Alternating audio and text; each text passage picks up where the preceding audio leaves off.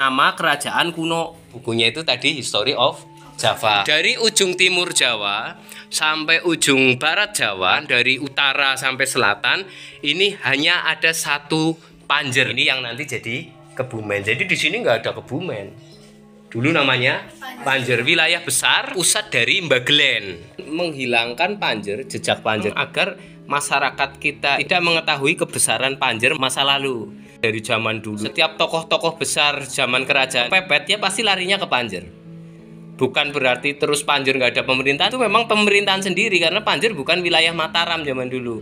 Dan Panjer juga bukan wilayah Majapahit zaman dulu.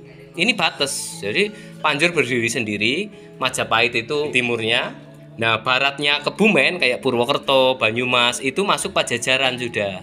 Jadi ini daerah netral. Jadi musuh kalau masuk ke sini juga bingung karena pertahanannya juga kuat di sini. Di Kebumen, di Panjer ini dulu pengaruh Hindu Buddha itu jarang. Beda dengan di Jawa Timuran karena kita bukan wilayah Majapahit. Makanya jarang ditemukan candi-candi di Kebumen karena peradabannya lama. Banyak kan punden berundak. Jawa kuno kan punden berundak. Nanti setelah punden berundak, ketika bisa masuk Hindu atau Buddha, punden berundak itu jadi candi biasanya. Nah kalau bisa masuk Islam nanti candinya biasanya jadi makam atau dibikin jadi masjid.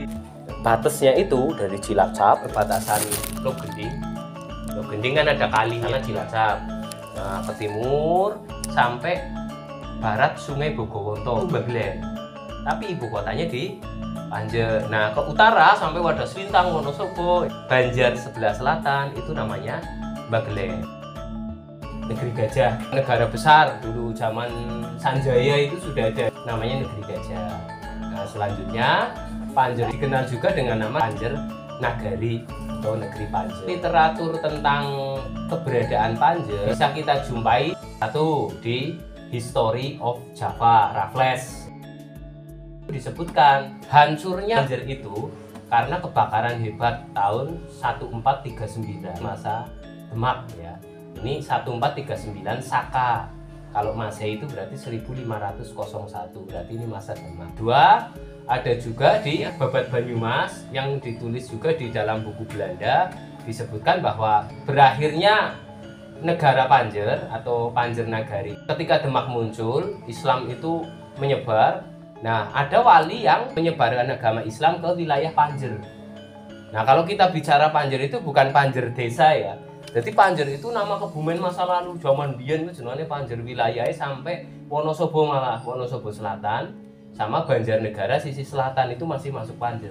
Kalau sekarang kan enggak, berkurang malah sekarang. Kalau dulu sampai Wonosobo ke sana itu iya itu Wadas Lintang apa masih masuk Panjer itu. Berakhirnya negeri Panjer ketika Islam yang disebarkan oleh para wali yang dianut oleh Demak itu tadi masuk ke negeri Panjer. Nah, pemimpin Panjer saat itu namanya Kuwu Panjer. Kuwu itu yang mulia, sebutan untuk pemimpin zaman dulu yang artinya yang mulia. Nah, Kuwu Panjer mempersilahkan seluruh masyarakatnya itu menganut Islam dengan konsekuensi Panjer di bawah Demak.